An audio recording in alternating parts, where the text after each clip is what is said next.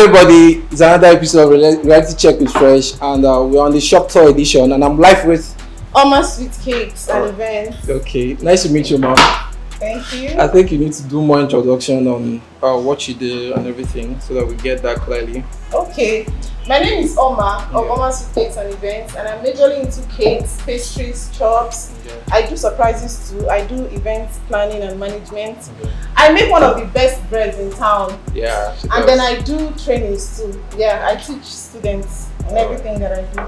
I think she's the best in town. She's the only best we know in town, and she makes very good cakes. I've taken a lot of parfaits from her, and she's very good. Yes, sir. All right. So, how long have you been in the business? I've been in the business now for 8 years and counting. I need to go. Okay, 8 years. 8 years and counting. Alright. Yeah.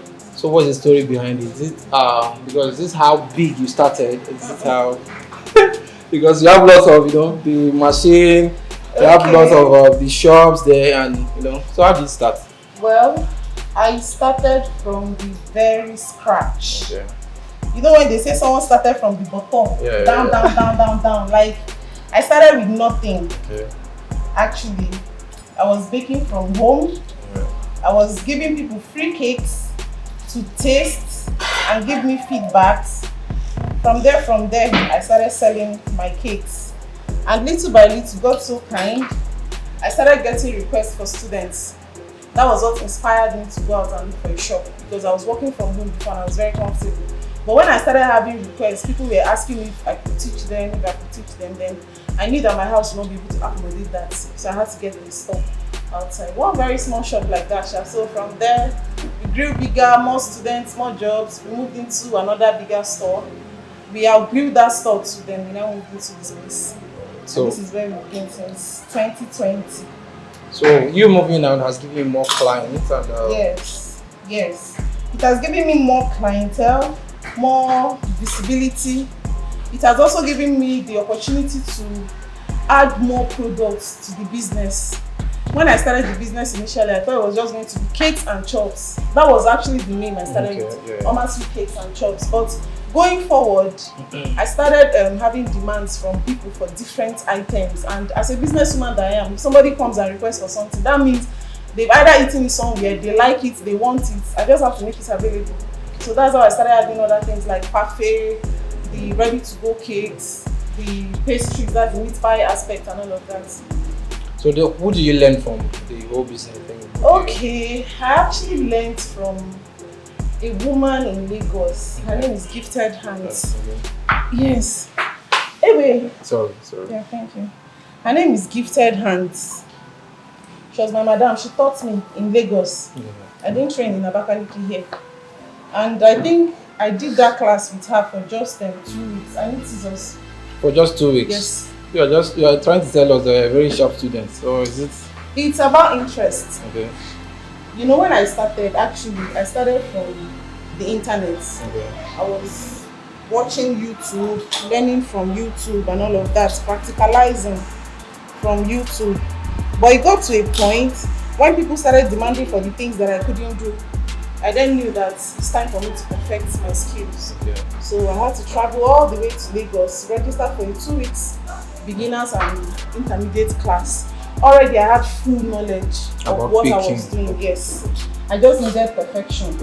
So after the training with the woman, going forward, I started doing mostly online classes with other group papers too. So that's how I got very perfect. So were there any struggles when you were beginning the whole thing? Were there struggles that you encountered? What are those? Of no customer now. Hey! Do you know when I started this business? For a whole year, I didn't have one single working customer. I need a fondant. No working customer at all? Not even one. I didn't have any working customer. Like somebody is just passing and they'll say, let me patronize them. But it didn't discourage me. I was doing my marketing online. You get? I was using Facebook, Instagram, and to go what's it called? It's not to go BB BlackBerry at that time. So that's what I was using to market my business, and from there I was getting referrals from people. So I would say it was majorly referrals that got you to this level. Yes. So, but when I moved into this space, into the next bigger space, and then here, I now became more visible to people. Do you get? I now became more visible to people, and I don't know if to say I'm thankful for the Corona period. Well, that brought you to the limelight more. That's not really like brought me to the limelight. Okay. That made me start looking for customers within Abakaliki. Okay. And that also made a lot of persons start looking for bakers within. Because you know that period, it was total lockdown. People couldn't travel. People couldn't go anywhere. Yes, people couldn't go anywhere. They couldn't waybill anything. So they are relying on Yes. So that was when I was discovered by a lot of people, and then things started. Okay. So moving on, what has been your greatest source of motivation for this business to be like this? Because I know a lot of people that started the baking business and stopped along the way. So what has made you this big? What has motivated you to be this big? If you ask me, I will tell you is the passion I have for the business actually, and is the satisfaction I derive from giving people satisfaction for their money. I find it very satisfying that I can do this, go through all these processes and come out with a very fantastic result, and everybody will be happy. That's just what has kept me. And then the passion for the business, I just love to bake. You get? Baking is something that even if I'm sick, even if I'm tired, and you wake me up, I will do it perfectly. So I would say it's the love I have for it. You know, when you love something so much, it will be hard for you to let go. Yeah. It's only when you don't really have that love and connection with whatever you're doing, that's when it will be easier for you to give up on that. Me, I cannot give up because this is like the only thing I've ever known how to do. In your life. And I still do it very perfectly. You understand? Yeah. So what in this stage now, can you tell me that, pretty much, in line with what you have just said earlier, you're just telling us that it's the love for the business. Yes. That means it was not for the money. No. Because all the love for the money that made you start the business. No, it wasn't the love. The money, yes, so the money is there. Okay, the money came along, but it wasn't the love for the money at first. That means you weren't broke starting the business. I was very broke. Who told you? So because the way you mentioned it, you never talked about when you were broke and you needed money and the idea came to be a baker. So you actually just said it like, you have been buzzing in money and it's just been like a hobby to you. No, if you ask me, I've always been an independent woman. Okay. And if you understand the word dependency, you know that someone that has always been independent will never for one day like to stay idle, doing nothing. Okay. It was just that idleness, boredom, the boredom of staying at home and making babies and all of that. Okay. That was what pushed me. I just wanted to have something to do. Even when I was in school, I was always busy doing one thing or the other to earn money. You get? So it wasn't about being broke and wanting to make money per se. That brought you to the business. Yes. It was just you. It was just to have something doing. Okay. It was just to have something doing. In line with what you just said, you just mentioned, I didn't want to talk about that. That means that you are married before you got in the business, or you were in the business before you got married, or how did that happen? I was married before I got in the business. Okay. Yes. But how did that go? Was your husband managing family and the business and trying to, But it's very hard when you want to establish a brand. Yeah. And you have somebody you want to cater for your husband and the kids and to make sure. How many kids do you have? I have three beautiful children. Kids. Yeah. Oh. Very beautiful and smart kids. I thought you actually have one child. No. 3 bouncing babies. Okay. My first son is 11. 11 years. Yes. Oh, that's nice. So how did you manage being a wife and a mother and also a it wasn't easy because sometimes family will be calling at the same time, your business will be calling, you'll be turning between choosing to answer to your job or answering to family. Okay. You get, but I don't know how God did it, but we pulled through all that stage.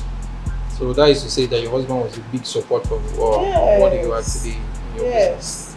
Yes. Okay. We shall pull through that stage, and somehow I managed to find a balance between the working. Yes. Like when I started initially, I used to work on Sundays. Okay. I can be in my house resting and then somebody will call me. I'm not running off to do that job because of the money, but because I don't want to disappoint that customer. Okay. I don't want that customer to be stranded. It was just the love and passion I had for the business, not necessarily the money. Do you understand? Okay. So, but along the line, when I saw that it was beginning to affect family time, so I had to stubbornly decide by myself that I will not work on Sundays anymore. Sundays is for family and rest. So, then the rest of the other days, I'm doing our work. So till now, Sunday has been your rest I days? don't work on Sundays at all. If you call me, I'll tell you I'm not working on Sunday. I want fundamental. Okay. So are you saying that a married person can also go into this business that you are doing now and be successful in it? Yes, so all you need is a kind partner that will understand what yes. your ideas and stand by it. Yes, all you need is a kind partner, someone that will understand you, stand by you.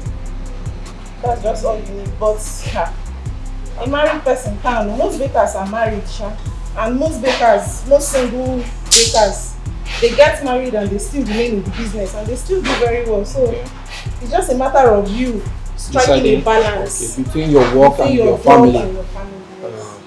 So what makes you stand out as Omasweetcakes? What makes you stand out from every other person? Are you the only one that's baking? I'm not the only one baking over plenty. So what is the unique thing that you're doing that everyone else is not doing? Well, that makes you get here? I would say I run a non-competitive business. Okay. You get? I run a very unique business. I don't do competitions at all. So you're not in competition with anybody? I do me. You can't find me. You can't catch me by mistake doing what somebody else is doing. Okay. Even by mistake. No. Everything I do is my own idea. Okay. My own thoughts. My own decisions. You get? I don't do things because somebody else is doing it. That's why I'm unique in my own way. I don't do what everybody does. Okay. You get? If there's a trend, if it's something I like, I will try it. But if it's something that is, I feel like this thing is overhyped, make una dey do abeg. You are not really interested in that part? I'm not interested, unless it's something that requires service to my customers. Okay. Just like when Milky Donuts came. I'm sure you know about Milky Donuts. Yeah, that blend. Yeah. You know, my customers were asking Milky Donuts. I had to start. The moment I started making Milky Donuts, it was as if a prayer answered for my customers. It was more like a prayer answer. You were just rushing the and guess what? Even now that Milky Donuts is out of fashion, yes. I still make. Still make the and people see buy it. Yes. I'm literally like one person that if anybody asks for Milky Donuts, everybody will say go to Oma, she will have. You get. So that's that uniqueness. You don't follow the crowd and then leave the trend. No.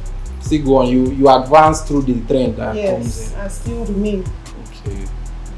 So in comparison to other people, will you say that you stand out more, like when it comes to your cakes and all, you stand out more? Can you say that? Of course. That you are better off other people? I'm good in my own way. I won't say I'm better than anybody because we are all trying. Okay. We are all trying. Everybody's trying as their strength can carry them. So in my own capacity, I am good, just like every other person. You get, but I know I'm good. Me, I know. All right. Annually, can we say in a month, in this your business, how much can you make? Can someone make? Okay, let's say back then when you didn't have a shop, how much were you making? We didn't start saving, so. Okay, so how do you do that to get some of the things that are very important? We were growing in the business. So most of the monies that you're making is going back into the business. So sometimes at the end of a month, you might have little or nothing left. Because you know when you just started, you don't have all the tools, you don't have all the equipment. I'm working now, okay, let me do this customer's cake and save the money. Let me do that one and say so that I can buy this mixer. Yeah. If you bought that mixer, there's another thing calling. For you to buy? Yes. And then you use that mixer, you work, you earn more money. It's either you're growing in one thing or the other. Either you're growing in buying equipment, or you're growing in getting a bigger space, or you're just growing in something, or you're growing in packaging. Even right now, we're still growing. I still don't have everything that I need for your business. Yes. So, but right now, I would say that we've started having some savings. Okay. Yes. So is there a figure you can place on a monthly salary for you or your income? That you can tell somebody that if you go into this business, you can be making like this for a month, and probably you can have this if you actually do. Static. But is there something you can tell the viewers and somebody that want to try? Maybe they want to. They want to know what you kidnap you. You understand? So you get a figure of what you are doing. Okay, the only thing I would say, I won't really put a figure out there, but I would say that I grew in the business till I started having workers that I pay salary on a monthly basis, and I have about 10 workers. Already. I pay all of them, and I pay myself. So whatever we're doing is enough to generate money. Such an income. Yes. Is enough to generate money to pay everybody that is working for me, pay myself, and sort out all the many bills that comes in. And we still have little savings left. Okay. So what is the standard you are looking for? Are you looking for more? Because presently, do you know who they call Dripples? Dripples Cakes, she's in Port Harcourt. I think I'm just hearing the name. Yes, she's my role model. Okay. If you go and look up her page, you see where she's at, you see what she does. That's where I'm looking at. So you want to have more equipment and more stuff to do? And a standard building of my own. Yes. A standard cake house of my own. That's the end target. So help me God. It will help. God will help you to do that. So before we there's something I just want to say, share with your own personal life. When you were a young lady, when you were not married, and was there a kind of lifestyle you lead that actually advanced you or introduced you to this life? You understand? Like, was there something you were doing, or was there a way you lived your life that is actually different, or is there an advice you would give to a young person now that is there and maybe they are trying to make it and their life and all? So is there something you want to tell them? Me, my person, I was a very obedient child growing up. Even though I left home on time, I still did not deviate from what my parents had taught me at home, and I still did not stop being scared of my parents. So that helped me to live a very respectful life growing up, a very decent life. When I was in school, I was a calculated person. Like, I just know that if I wake up this morning, I'm going to class, I'm going to get food, and I'm back to home. So that's my life. It was in this business. I schooled here. In Ebonyi State? Yes, I came to this town 2007. You're not from here? I'm not from here. Seriously? Yes, I'm not. That's a shocking revelation. Honestly, I'm not from here. You're not from Ebonyi at all? I'm not from Ebonyi. No. Okay. I'm not from Ebonyi. I'm not from Ebonyi. So, I started knowing places in the course of this business. What were you studying there before? I studied physics. Industrial physics, yes. So how does physics and baking cake have to do alongside? That one is just education. This one is the major skills. Yes, the skills, the passion. You know, everybody have their destiny. Yeah. So I'm glad I found my own on time, and it worked for me. And I've stuck by it since I found it. So you were saying something earlier. You said if I had a lifestyle that motivated what I'm doing today. Even when I was in school, I never knew anything about skills acquisition.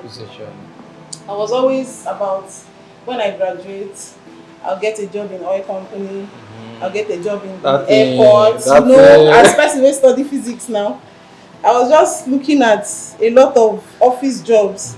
But when I came out, I applied 1 place, 2 places, 3 places. It didn't work. I had to start looking for something I could do with my hands. Nice. When you give birth to this big girl. Yes. That was after I had my second child. So you know, one thing I believe about women is that I have, let me not say this. I think if I say this, it's going to be wild. So I used to feel like, some women sometimes, when they give birth, they kind of limit the way they think towards their potential of becoming more purposeful in life or becoming more in life. They just think that after giving birth, there's nothing more to do. It's about you being intentional about yourself. This life like this is already the way it is.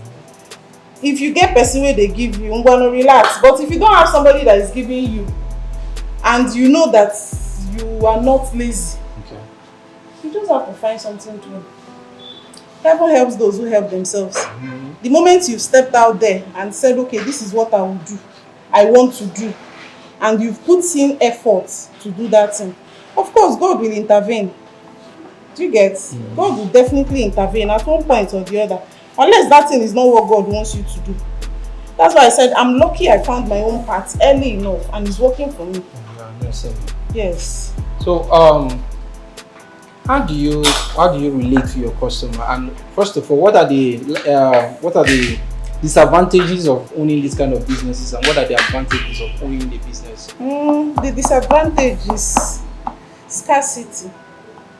That's the only thing that worries me. Scarcity. Scarcity in the sense that we are in Abakaliki, and then me, I'm a Lagos standard baker. Okay. I'm an Abuja standard baker, a Port Harcourt standard baker. And you see what those people out there do, those things that they use, and you will look for it and look for it here, you will never find it. Okay. Scarcity of product that you need for your own. Yes, scarcity. Okay. Yes, another thing is still that scarcity. Starting introducing a product, and then people begin to like that product, and then you start selling, and within a short time you're not finding one or two things that you use in producing that thing. Is also a problem. When customer comes today, they will buy, tomorrow you say, I don't like it at all. That's the only challenge I have. Then now I would say is electricity.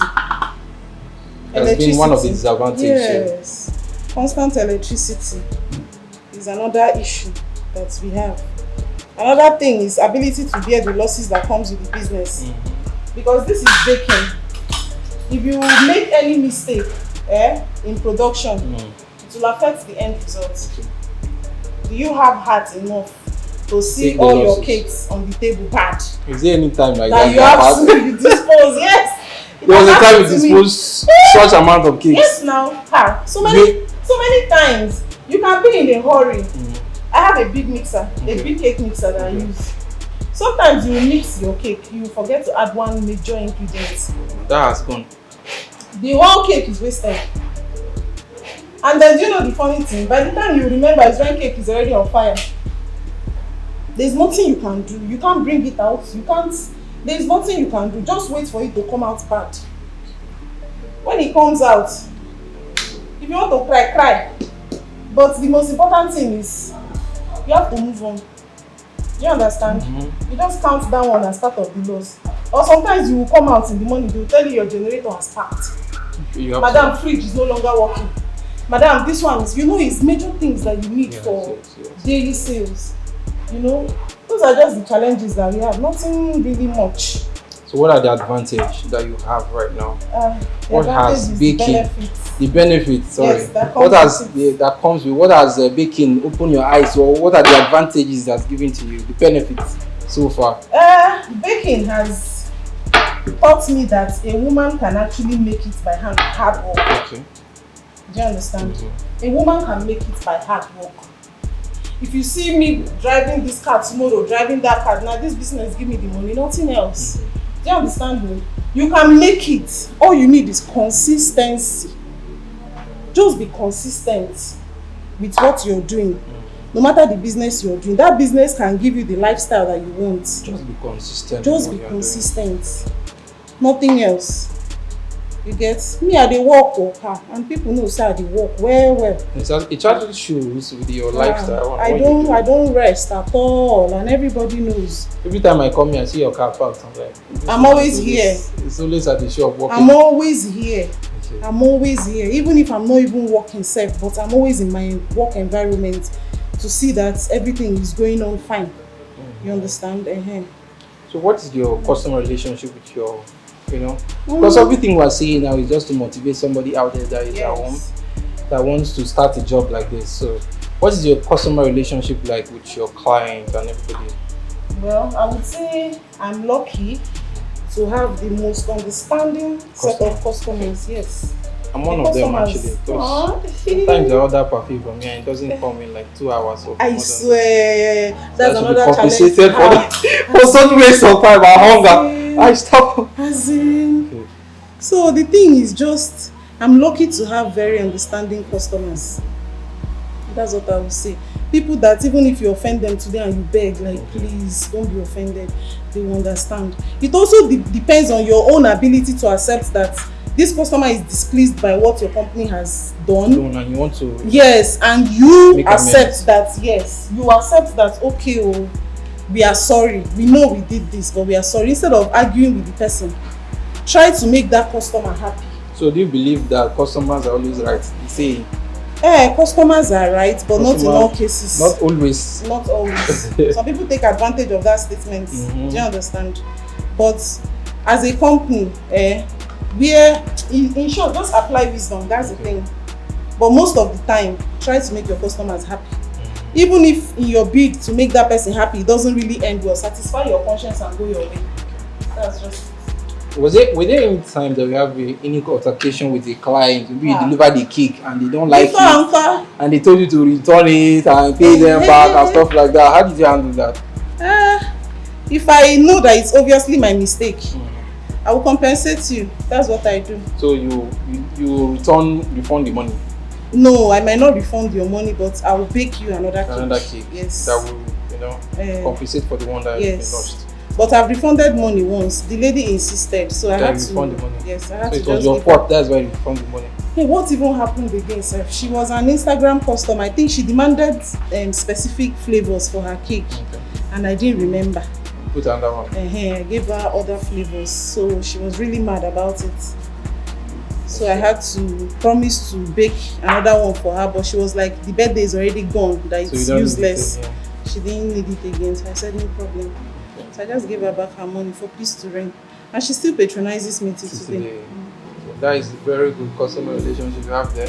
So I want to ask, what will you tell a married woman out there that she's waiting for her husband to do everything? They believe that is the husband should take responsibility of everything. What are you going to tell the person? He's a very lazy somebody. I can never be able to comprehend that. Okay. I can never be able to comprehend that somebody will sit down in the morning, you wait for Chineke may surprise your husband one for once. Do you get? As a woman, yes, you know that he believes that thing, but once, surprise him, do that thing, show him that you're capable. When it takes two to work, it takes the husband and the wife to make the family work. Don't overlabor your man, even if he has money. Surprise him once. Men like supportive women. Men like supportive women. So if you're not a go-getter, you are a munyo dogu. God forbid tomorrow something happens and your husband is no longer able to provide. Is it munyo dogu that you will eat? Do you understand? Is it munyo dogu? Because there has to be something to fall back on. There has to be something to fall back on. If something happens with your husband's business tomorrow and you as a woman, you cannot stand and carry him, cover him at least for the period of when he gets back to his feet. You failed. You failed it. But does that have to, is that an idea, trying to be a hustling woman? Is that an idea that has to be bettered when you are young? Or is it, most people don't have that being young, so how can they have that when they are married? Some people grow up with silver spoon, and how do they call it? Others grow up in the streets. Others grow up in the ghetto. So it depends on how you were born. If you're this ajebo, your parents always gives you, provides for you and all that. I think it always just starts from home. It depends on how your parents. There are some parents that are wealthy also, but they also want their kids to be independent. You get? So I think it's just a training that should start from home. Okay. Like my kids now, they see what I do. My daughter has already picked her own business name. My son wants to be a professional DJ. Even though I know his children's mentality. He wants to be a professional DJ. The other one wants to be a what did he even say again? But they also want to be social media Guinea one, how will I put it? My kids by themselves have created a TikTok account for themselves. They make videos and they post, and they are always upset that the people they are following are not following them. Because they want to get up to 1,000 followers so that they can start making money on TikTok. You see, like they already from childhood now, they already know that people work to earn money. And they already have that passion, they already have that zeal. So you can't tell me now that my own child will now grow up and say she wants to stay at home doing nothing. I didn't raise you like that, my dear, because they did not raise me quite like that. You have to go and work. My mom was a hustler when I was growing up. She didn't know I had this much energy within me, yes, because it was my younger sister that stayed with her more than me. You get, but you've seen it now. So it has to do with upbringing. So in general, you are saying that nobody, as a woman, you don't need to stay at home. Don't stay at home. You have to go and work. Go out and work. Okay. Go out and work, please. So is that not every time you be begging somebody for money? Give me money for this and that. All right. So how does your training go? How does it go? Okay. Like, how do you train people? How much is involved? How long do I need to learn to make it? Because the way I'm watching it seems very easy for me. It's very easy until you try it. It's like something I can actually, because the way I'm saying it now, I can craft this you have crafted so far. So how long can somebody try to learn? Okay, my classes are for 3 months, and I charge 150,000. 150,000. Yes. Is that a fixed amount? Yes, like, it's a fixed amount because training materials are included in the price. Okay. Like if I'm teaching you all these things, I provide them for you. You also buy that mixer. I have small hand mixers that students use. I thought it's a big one you buy for them. No, this one is bread mixer. Yeah. I have for cake too. Okay. So that is do you have any other business apart from this one? I have so many other business that is attached to this one. Okay. I don't have any other business that is outside this one. Yes. So you don't do your dispatch riders, they don't pick up something that is not cake related. They do. Okay.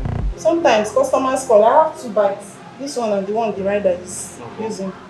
So sometimes customers call, they want my riders to pick up something for them from a certain location. Okay. They do we that. do that too. Then the bread business, that one is a different business on its own, but it's still linked to the same field of business. Yes. The training is an academy on its own. It's still linked to the business. So the idea is to have more students and also grow bigger in this. What you are doing now? Yes. The idea of having more students is to spread your tentacles wider. Like you go to Ezra Road, see a baker who trained the Oma. You go to Waterworks, Oma. That's the joy of it. Have students graduated from you so far? Yes. Hey, I've trained more than 300 persons since I started this business. And they are successful? Yes. Many of them are doing well. Many of them are doing well. Very well. Very, very well. Oh. Very well. And then most of my workers were my students. Okay. Like I employ my kitchen staffs, my bakers, most of my workers. Okay. They were my students. I train them in whatever it is they are doing for me now, and I'm paying them now. It looks perfect. I'll just bake that thing right in front of my eye. So this cake now is like how much? How much is this cake now? 55,000. Serious? Yes. Don't say me. Oh. It seems very simple to my eye. If I make this and make 55k, I'm made. I'll go and buy land in your project. You got 55k now. Expensive. Every business is capital intensive. There's no business you can just start without anything. Especially now that things are expensive. So if you have to start this business, at least you should have like 100,000. 100,000? Yes. At least 100,000 can cover you to get few cake ingredients and few baking tools that you can start with. So, though when I started, I didn't even have much. I think it was just 10k or so. But now it's no longer like then. Alright. So thank you so much for your time, and we're going to see you soon. And I believe that the next time we come here, we have plenty new students all around. Yes, I have an academy up, but it's just that they don't come today. They don't. Okay, yes, okay. You're not tomorrow. All right. They don't have classes on Mondays. Okay. So you're running a training presently. Yes, yes. It's ongoing. Anybody can come Yes. anytime and learn. And they can't come again because we've started. Hey guys, my name is Oma of Omasweetcakes and Events, and my business is located at number 2 Udemeze Street, Abakaliki. Here we do cakes, chops, parfait, pastries, we do bole and fish, we do amala. We sell the best bread in Abakaliki. We also do event management and consultation. We run an academy where we teach students how to bake perfectly like a pro. That and many more. See you guys.